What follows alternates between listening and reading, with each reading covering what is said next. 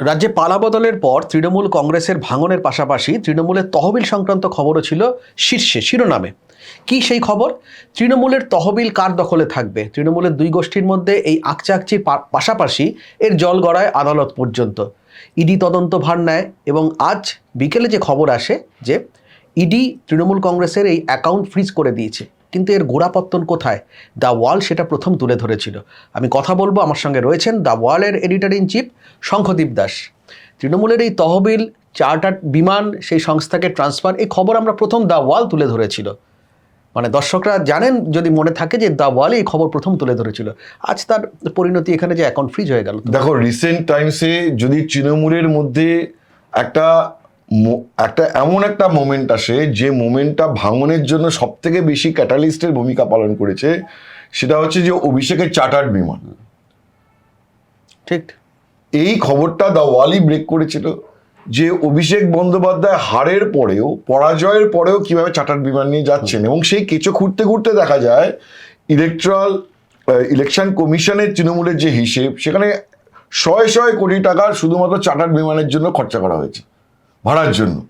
এবং অভিষেক বন্দ্যোপাধ্যায় স্মরণকালে কেউ বলতেই পারেননি যে দিল্লি, কলকাতা বা কলকাতা থেকে অন্য কোনো শহরে চার্টার্ড বিমান ছাড়া অন্য কিছুতে গিয়েছেন সাধারণ বিমানে কখনো। তো এই চার্টার্ড বিমানে খরচ কোথা থেকে গেছে? তো আজকে ওটাই তো একটা মোমেন্ট ছিল, যে মোমেন্টের পর থেকে কুণাল ঘোষেরাও বলেন যে এর ব্যাখ্যা দেওয়া আমাদের যিনি করেছেন তিনি ব্যাখ্যা দেবেন। ঠিক। তো ওইখানেই তো একটা ভাঙনের জায়গা, এবং ওই কোয়েশ্চেনটা থেকেই তো, ওই জায়গাটা থেকে তো প্রশ্নটা তৈরি হয় যে এই যে শয়ে শয়ে কোটি টাকা খরচা হয়েছে শুধুমাত্র দিল্লি কলকাতা বিমানে যাওয়ার জন্য বা অন্যান্য জায়গায়, তার মানে তৃণমূলের অ্যাকাউন্ট থেকে কত টাকা সরানো হয়েছে, এই প্রশ্নটা উঠতে শুরু করে। এবং সেই কারণেই তো, না হলে দেখো যে নর্মাল কেসে কি আছে, নর্মাল কেসে ছিল যে তৃণমূলের একটা গোষ্ঠীর অধীনে তৃণমূলের অ্যাকাউন্ট, সেটা অন্য গোষ্ঠী দাবি করছে তাদের বলে। তাহলে আজকে যদি এটা ফ্রিজ হতো তাহলে আদালতের মাধ্যমে, তাহলে এই যে বেআইনি লেনদেন বা লেনদেনের অসঙ্গতি, এই প্রশ্নটা উঠছে তো ওই জায়গা থেকেই, ওই সূত্রটাই। এবং সূত্র হচ্ছে এই চার্টার্ড বিমান। এবার চার্টার্ড বিমানটা একটা ঘটনা হয়েছে, যেটা অভিযোগ সেটা হচ্ছে এরকম একাধিক ঘটনা থাকতে পারে, কিন্তু ওইটাই হচ্ছে ওয়াটারশেড মোমেন্ট। এবং দেখো, এই যে তোমার এই চার্টার্ড বিমান একটা এভিয়েশন সংস্থার থেকে বিমান তাদেরকে টাকা দেওয়া, হ্যাঁ, ভিটিকল মানে টাকা যে ট্রান্সফার করা এমব্রায়ার বিমান, এখান থেকে দিল্লি যাওয়া, দিল্লি থেকে কলকাতা, শুধু এখান থেকে তা নয়, এখান থেকে গোয়া, এখান থেকে মেঘালয় মানে গুয়াহাটি, তো এরকম লাগাতার ঘটনা ঘটেছে।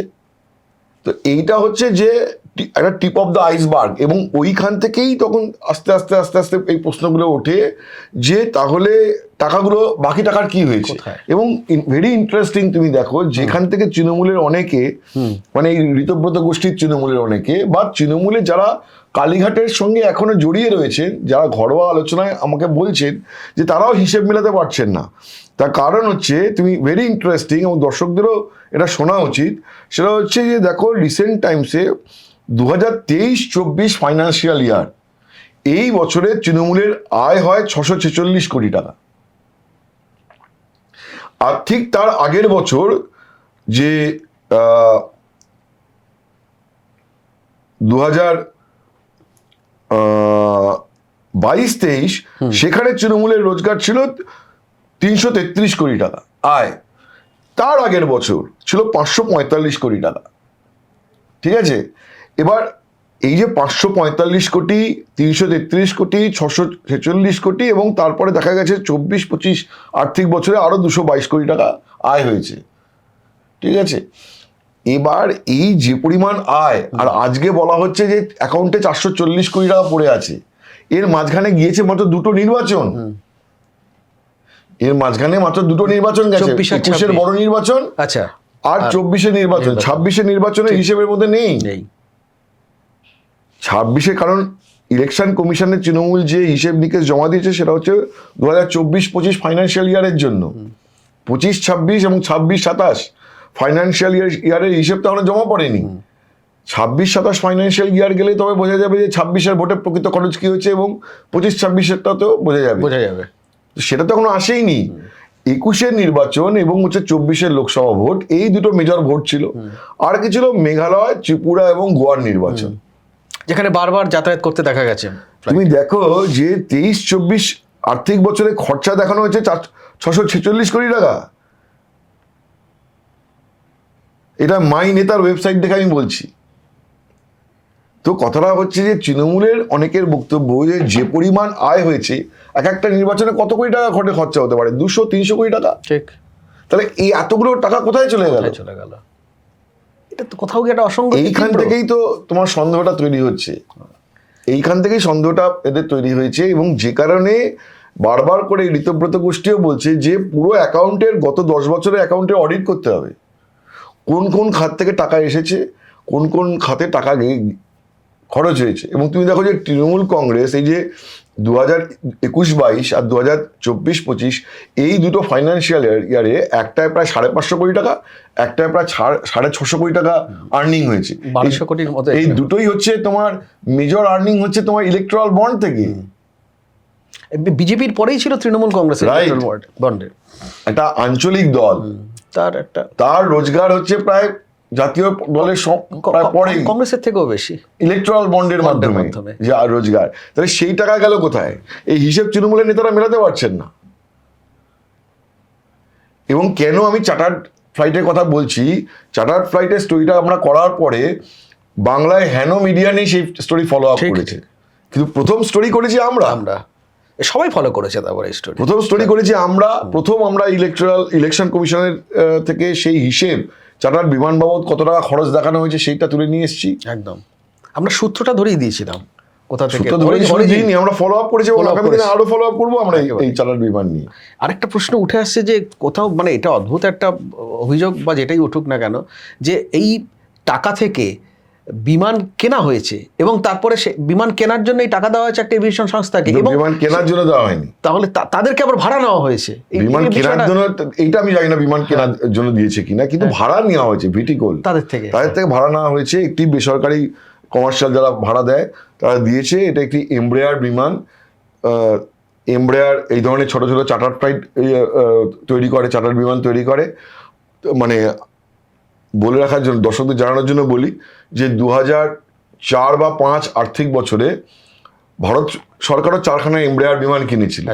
সেই তার মধ্যে 3টে বিমান কেনা হয়েছিল যে সেনাবাহিনীর জন্য, এবং একটা বিমান দেওয়া হয় বিএসএফ এর আন্ডারে, যেটা হচ্ছে স্বরাষ্ট্রমন্ত্রী চলেন। আর 3টে বিমান দেওয়া হয়েছিল বায়ুসেনার অধীনে।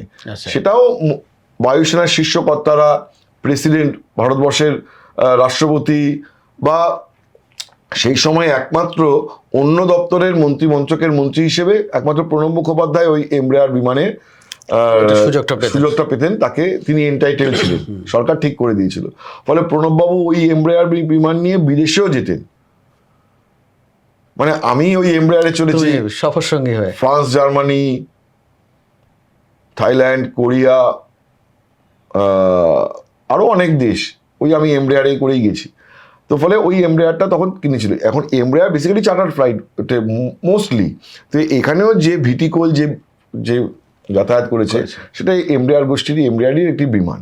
কোয়েশ্চেন রিমেন্স, সেটা হচ্ছে যে পার্টির একজন নেতা, যে পার্টি মাটি মানুষের পার্টি বলে সরকার দাবি করে, মমতা বন্দ্যোপাধ্যায় মিটিংয়ে গিয়ে বলতেন সোনা এত হিরে, এটা কি করবে? সব সোনা কি চিবিয়ে খাবেন? লোভ ছাড়ো, এত টাকা কিসের দরকার? যে কথাটা, এবং মমতা বন্দ্যোপাধ্যায় নিজে যে কৃচ্ছ সাধন দেখাতেন, তার পরিবার এবং তৃণমূলের সর্বভারতীয় সাধারণ সম্পাদক, তার যে দিল্লি কলকাতা যাতায়াতের জন্য কি পরিমাণ খরচ, তো এইখান থেকেই তো, এবং সেটা তো কেউ কৈফিয়ত চাওয়ার জায়গা ছিল না তৃণমূলের মধ্যে। আজকে কৈফিয়ত চাইছে, এবং যে কারণে আজকে ইডি সিজ করেছে, কারণ হচ্ছে যে এবার ওই অ্যাকাউন্টে কি টাকা ঢুকেছে, কোন কোন খাতে ওই অ্যাকাউন্ট থেকে টাকা খরচা হয়েছে, সব বেরোবে। কোথা থেকে এই টাকার উৎস, কোথায় ওই টাকা আইপ্যাকের কাছে কত টাকা পেমেন্ট গেছে, সব বেরোবে। একটা কথা তুমি সেদিনকে নোটিস করেছো কিনা জানি না, মুখ্যমন্ত্রী শুভেন্দু অধিকারী প্রেস কনফারেন্সে বলেছিলেন যে কাকদ্বীপে স্টেট ব্যাংকের অ্যাকাউন্ট থেকে এক ঠিকাদারের পেমেন্ট করেছিলেন কত একটা বড় টাকা, বড় অ্যামাউন্ট, হ্যাঁ বড় অ্যামাউন্ট একটা, হ্যাঁ মেবি 10 crores, সেটা হচ্ছে আইপ্যাকের অ্যাকাউন্টে। উনি বলেছেন সব তদন্ত হবে। তো এই যে কোথায় যে কি ছড়িয়ে রয়েছে, কারণ তৃণমূলের জমানায় অনেকে মনে করেছিলেন যে everything is taken for granted, Trinamool আজন্ম থেকে যাবে এবং এগুলো কিছু কোনো হবে না। নজরে আসবে না। কিন্তু ওই যে বলে যে চিরকাল সবার সমান নাহি যায়, এখন বেরোবে সবকিছু। এ তো তার মানে তৃণমূলের বিড়ম্বনা আরো কয়েক গুণ এই অবস্থার বিড়ম্বনার মধ্যে মধ্যে আমি বারবার করে বলছি যে দেখো, ঋতব্রত বন্দ্যোপাধ্যায় যে শিবিরের নেতারা, তারা একটা অপরচুন মোমেন্ট খুঁজছিলেন, এবং এই যে চার্টার বিমানের স্টোরি দ্য ওয়ালে যখন বেরোয়, অ্যান্ড সেটাই তো একটা অনুঘটক। তারপর থেকে তো তারা বলেন যে যে ক্যামক্সের বিরুদ্ধে আরো জোরালো সরব হতে শুরু করেন। যে যে মা মাটি মানুষের পার্টি, সেই পার্টির নেতার যে তার যে জীবনযাত্রা, তার যে জীবনযাপন, হ্যাঁ, পার্টিকে কি রেজলিউশন নিয়েছিল যে পার্টির সর্বভারতীয় সাধারণ সম্পাদক চার্টার্ড বিমানে দিল্লি কলকাতা, এবং যেখানে যাবেন চার্টার্ড বিমানে যাবেন। কোথাও তো সিদ্ধান্ত নেই পার্টিতে কোনোদিন আলোচনা হয়েছিল? পার্টিকে কেউ কাউকে কোনোদিন জানিয়েছিলেন যে হ্যাঁ আমি এটার জন্য এন্টাইটেড? মুখ্যমন্ত্রী মমতা বন্দ্যোপাধ্যায়ের জন্য সরকার একটি বিমান ভাড়া করে রেখেছে, তাও পরের দিকে হয়েছিল। মমতা বন্দ্যোপাধ্যায় শুরুর দিকে এইসব করেনি না, হ্যাঁ ঠিক, সাধারণ বিমানেই যেতেন আসতেন দিল্লি থেকে। মমতা বন্দ্যোপাধ্যায় সাধারণ বিমানে যাতায়াত করতেন, কেন্দ্রীয় মন্ত্রী অবস্থাতেও মমতা বন্দ্যোপাধ্যায় সাধারণ বিমানে যাতায়াত করতেন, কদাচ তিনি চার্টার বিমানে উঠেছেন। আর তিনি সরকারে আসার পরে মধ্যমেয়াদে গিয়ে একটা বিমানের ব্যবস্থা করে সরকার, যেটা বছরভর একটা ফিস দিয়ে ভাড়া নেওয়া থাকতো। কিন্তু মুখ্যমন্ত্রী তো সরকারের টাকায় সে বিমান চলছে, পার্টির টাকায় এরকম একটা বিমানের বন্দোবস্ত করা হয়েছে, এবং যে বিমানে হয়তো প্রিভিলেজড ফিউ হচ্ছে রাজ্যসভার একজন সাংসদ এবং গুটি কয়েক এক দুজন ছাড়া সাধারণ সম্পাদক নিজে। এবং মমতা বন্দ্যোপাধ্যায় রিসেন্টলি যে গেছেন এই বিমানেই গিয়েছেন। এই তো লাস্ট মানে পরাজয়ের পরেও যখন দিল্লি গেলেন কিছুদিন আগে, তাও মমতা বন্দ্যোপাধ্যায় পার্টি চেয়ারপারসন ছিলেন, তিনি হয়তো একবার দুবার গেলে যেতে পারেন, কিন্তু মা মাটি মানুষের পার্টি, তার জেনারেল সেক্রেটারি দলের, মা মাটি মানুষের পার্টি, বারবার করে তো ওই জায়গাটাতে ফিরে আসতে হবে। ঠিক। এবং মমতা বন্দ্যোপাধ্যায় যে ধরনের পরামর্শ পার্টির কর্মীদের দিয়েছিলেন, তাহলে সেইটা তার পরিবারের কাছে তিনি কেন দিতে পারলেন? লোভ ত্যাগ করো, কি হবে অত টাকা পয়সা দিয়ে? তিনি কেন অ্যারেঞ্জ করলেন যে প্রায় প্রাইম মিনিস্টারের মতন একটা নিরাপত্তা বাহিনী ঘিরে থাকবে, তার জন্য বিশাল কনভয় সবসময়? তো এইটা তো এই উত্তরটা তো মমতা বন্দ্যোপাধ্যায়কে দিতে হবে। এই জাস্টিফিকেশনটা চেয়ারপারসন হিসেবে মমতা বন্দ্যোপাধ্যায়কে দিতে হবে। কি করে অ্যালাউ করলেন তিনি? কি করে অ্যালাউ করলেন? তারপরে এইটা আজকে যেটা ঘটেছে, এইটা তুমি দেখো যে আগে কি ছিল? আগে শুধুমাত্র ছিল যে চাপানুতর হবে এবং এটা আদালতে যাবে, এবং আদালতের নির্দেশে এটা হয়তো ফ্রিজ হয়ে যেতে পারে। যে স্টুডিও আমরাও করেছিলাম, এবং সবার আগে তুমি মনে রেখো যে যখন এই ঋতব্রত শিবিরে ভাঙন হয়, তখন সবার আগে আমরাই করেছিলাম ওই যে তৃণমূলের ফান্ডটা কি হবে। একদম, হ্যাঁ, মন্টু সাহার স্টোরি যেমন আমরা প্রথম তখন করেছিলাম, তেমন তৃণমূলের ফান্ড কোথায় যাবে এবং আসল লক্ষ্য যে সেটাও একটা অন্যতম সম্ভবত 4 জুন ওই স্টোরি আমরা করেছিলাম, হতে পারে, বা কাছাকাছি একটা দুটো দিন। সৌভিক বন্দ্যোপাধ্যায়ের নামে দাওয়ালে সে খবর প্রকাশিত হয়েছিল, এবং চার্টার্ড বিমানের খবরও দাওয়ালে সেভাবে প্রকাশ হয়েছিল। তো এইগুলোই তো ছিল মানে হিমশৈলের চূড়া। এখন যেখান থেকে তৃণমূলের মধ্যে একটা বিদ্রোহ তৈরি হয়েছে, তুমি দেখো যে এই যে আজকে ইডির এই যে ফ্রিজ করেছে ইত্যাদি, এবং এই যে চার্টার্ড বিমান তৃণমূলের অ্যাকাউন্টে কি খরচ হয়েছে না খরচ হয়েছে, তুমি দেখবে যে কুণাল ঘোষও এটা নিয়ে কোনো কথা বলবেন না। কারণ কুণাল ঘোষের মনে তো প্রশ্ন আছে যে পার্টির ফান্ডের টাকা গেল কোথায়? এই যে এক বছর 650 কোটি টাকা ঢুকেছে, আর এক বছর 550 কোটি টাকা, আর এক বছর 350 কোটি টাকা, এই টাকাগুলোর হিসেব কোথায় গেল? 440 কোটি টাকা শুধু। এবং এই যে খরচ হলো সেটা নিয়ে পার্টির মধ্যে আলোচনা কোথায়? পার্টি তো একটা ন্যাশনাল ওয়ার্কিং কমিটি তৈরি ছিল, একটা ট্রান্সপারেন্ট ব্যাপার থাকার মানে উচিত। কোথায় পার্টির অন্দরে আয় ব্যয় হিসেব সবকিছু থাকে, একটা অ্যাকাউন্টস থাকে, সবকিছু। কোষাধ্যক্ষ ছিলেন একজন, এরা তো কেউ প্রশ্ন করার জায়গাতে ছিলেন না। তার কারণ হচ্ছে যে তারা অরূপ বিশ্বাস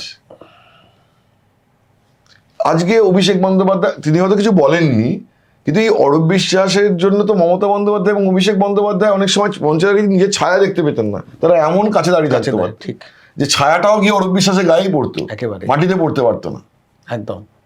আজকে তো বললে বিপ্লব দেখালে হবে না, তখন তো মানুষ দেখেছে, সেই সব ফুটেজ তো রয়ে গেছে, সব জায়গাতে ওনার ছবি রয়ে গেছে যে কোনো। কিন্তু সেইটা তো বললাম যে সেই জমানার আজকের দিন তো এক নয়। এখন মমতা বন্দ্যোপাধ্যায়কেই এটার জবাব এই প্রশ্নের উত্তর দিতে হবে যে তৃণমূলের অ্যাকাউন্টে যদি কোনো অনিয়ম ধরা পড়ে এবং এই যে চার্টার্ড বিমানের গল্প আরো পরিষ্কারভাবে ধরা পড়ে, তাহলে তো সেই উত্তরটা তো মমতা বন্দ্যোপাধ্যায়কেও দিতে হবে। ঠিক ঠিক। তিনি জাস্টিফাই কি করে করবেন? তিনি পার্টির কর্মীদের বলতে পারেন, পার্টির এমএলএদের বলতে পারেন যে অভিষেক পরিশ্রম করেছে, ফলে উঠে দাঁড়িয়ে অভিবাদন জানাও সবাই দাঁড়িয়ে, হ্যাঁ সবাই দাঁড়িয়ে অভিবাদন জানাও, যেটা হচ্ছে সে বিদ্রোহের সূত্রপাত আমার মনে হয়।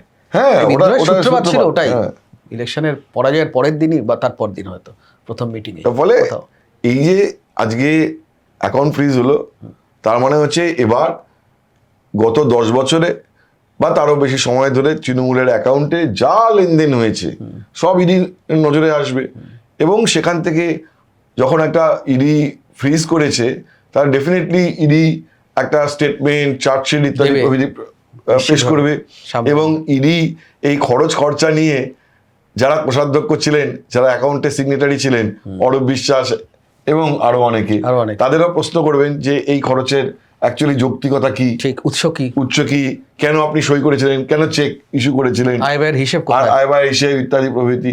তো ফলে এইটা নিয়ে আগামী দিনে কিন্তু একটা বড় গল্প, একটা উপন্যাস আগামী দিনে আসতে চলেছে। এটা কোনো ছোট গল্পের ব্যাপার নয়, একদম একদম। একটা মানে রহস্য রোমাঞ্চ সিরিজের থেকে কম যাবে না মনে হয়। এটার যে টানটান একটা উত্তেজনা আগামী দিনের জন্য আমরা দেখতে পাচ্ছি।